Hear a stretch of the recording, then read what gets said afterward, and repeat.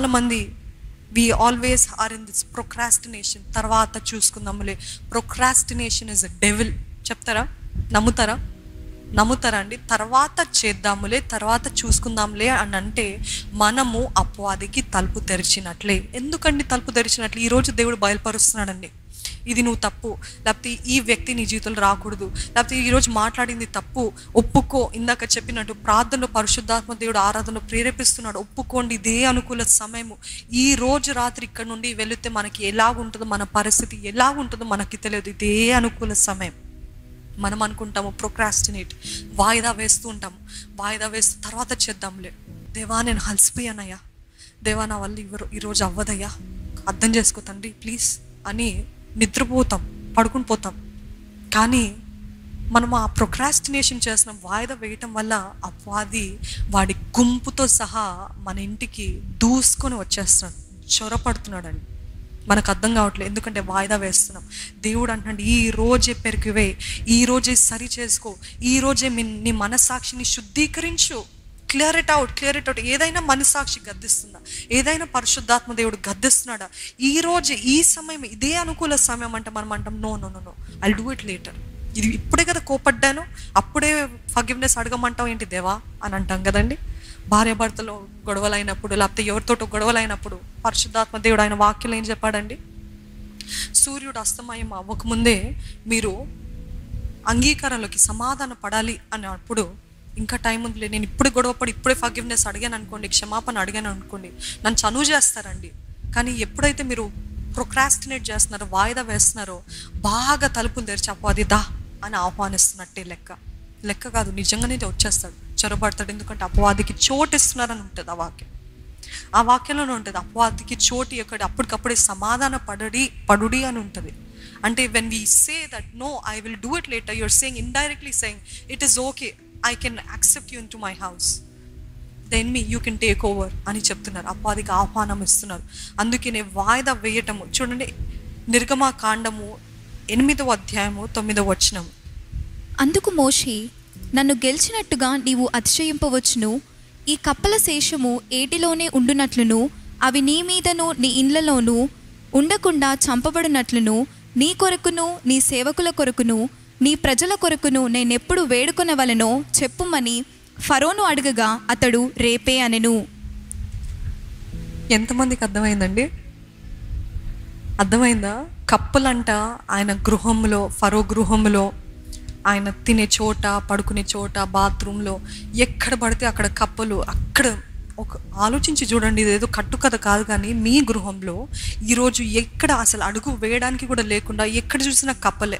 తిందామంటే ప్లేట్లో కప్ప, బాత్రూమ్కి వెళ్దామంటే అక్కడ కప్పలు, బెడ్లో పడుకుందామంటే అక్కడ కప్పలు, ఇక్కడ చూసిన కప్పలు, ఇక్కడ చూసిన అంతా కూడా ఆవరించే ఆ స్థలాన్ని అంతా కూడా తీసుకున్నాయి. అటువంటి పరిస్థితుల్లో మనం ఏం చేస్తాము? How can I get rid of them అని వెంటనే ఏదో ఒకటి పరిష్కారం కోసం ఎదురు చూస్తాం కదా. ఇక్కడ ఫరో లాంటి గొప్పోలు ఏం చేస్తారు తెలుసా అండి? మోషే ఆయనే అడిగాడంట, నా కోసం ప్రార్థన చేయి, ఈ కప్పల్ని తీసేమని మీ దేవుడిని అడుగు అని అంటే, సరే తప్పకుండా చేస్తాను అన్నాడు మోషే. ఎప్పుడు చేయమంటావు అని అంటే ఆయన ఏమంటున్నాడంట? గట్టిగా చెప్పండి. రేపే అనెను. గట్టిగా చెప్పండి. అవసరమా? మనలాంటి వాళ్ళమే కదండి. దురాత్మలు వచ్చి మన ఇంట్లో మొత్తం స్థలం అంతా తీసుకున్నాయి, మన జీవితం అంతా ప్రవేశించినాయి, లేకపోతే అంతా అక్కర్లేనివన్నీ వచ్చేసినాయి. అంటే ఈరోజు నువ్వు ప్రార్థించి, ఈరోజు నువ్వు అడుగు, నేను విడిపిస్తానంటే మనం ఏమంటున్నావు అంటే రేపు, టుమారో. అందుకని ప్రొక్రాస్టినేషన్ ఇస్ అ డెవిల్. వాయిదా వేయటం ఒక దురాత్మ, అది కూడా ఒక దురాత్మ ద్వారా ప్రేరేపించబడింది. ఆ రోజు అడగచ్చు కదా, మీరు పడుకుంటారండి మీ బెడ్లో కప్పలు ఉంటే, మీ బాత్రూంలో కప్పలు ఉంటే అసలు యూజ్ చేయగలుగుతారా? మీరు తినడానికి తిండి కూడా లేకుండా కప్పలు ప్లేట్ నిండా ఉంటారా? కానీ ఫరో హాస్యంగా లేదా? Isn't it humorous? ఈ saying tomorrow ask God to get me rid of these frogs. Tomorrow అంట, రేపు. వాయిదా వేస్తున్నారా? See, God is saying wisdom is doing now what you will be happy later on. జ్ఞానం ఏంటిదంట? ఈరోజు సరైంది ఏదో అది చేస్తే తర్వాత దాన్ని బట్టి మీరు సంతోషిస్తారంట. ఈరోజు తప్పైంది చేస్తే దాన్ని బట్టి మనకి నిరాశ, regrets A life long. Wisdom is nothing but doing now what is good. Doing now. ఈ రోజు సరైంది ఏంటి, ఈ రోజు మనస్సాక్షి కాపాడుకోవాలి, ఈ రోజు నేను సరిగ్గా ఉండాలి, ఈ రోజు ఈ కప్పలన్నిటిని త్రోసివ్వాలి, రేపు కాదు, రేపటి వరకు నేను వెయిట్ చేయను, ఈ రోజుకి ఈ రోజే అనేక విషయాలు మనం సరిపెట్టుకుంటాము, తర్వాత చూద్దాంలే, రేపు చేద్దాంలే అని అనుకుంటూ ఉంటాం. కానీ దేవుడు అంటున్నాడు, do it now, don't be like Pharaoh. I will sleep with the frogs one more night అనలేదండి. He said I will sleep, it's okay, I will take care of. ఎందుకంటే ఆయన ఈగో ఏంటి, ఈరోజు నేను అడగను, రేపు చేయమని అంటాను, ఐ కెన్ బేర్ ఇట్ అన్నట్టు. అంటే నేను శ్రమైన పడతాను కానీ నేను అడగను. అటువంటి నష్టం ఎవరికి, కష్టము ఎవరికి, మనకే కదా. మనం కూడా అనేక సార్లు అలాగా వాయిదా వేస్తూ కష్టాన్ని కొని తెచ్చుకుంటూ ఉంటామంట. చాలామంది మేము అడుగుతూ ఉంటాము, దేవా నాకు జ్ఞానము దయచే, జ్ఞానం కొద్దుగా ఉందా అడగండి అని దేవుని వాక్యం తెలియజేస్తుంది.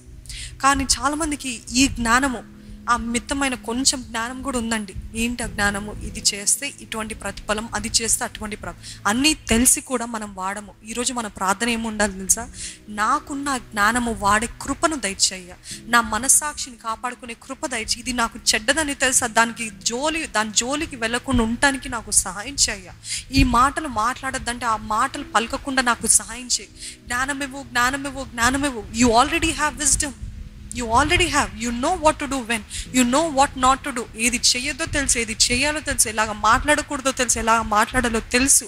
అయినా ఇంకా జ్ఞానం అడుగుతున్నాడు. ఫస్ట్ ఉన్నది వాడమంటున్నాడు దేవుడు. ఫస్ట్ ఉన్న జ్ఞానాన్ని యూజ్ చేయండి, ఏది తెలుసో దాన్ని సరిగ్గా చేయండి, అప్పుడు ఇంకా విశాలపరుస్తాడు, ఇంకా మన అండర్స్టాండింగ్ దయచేస్తాడు దేవుడు.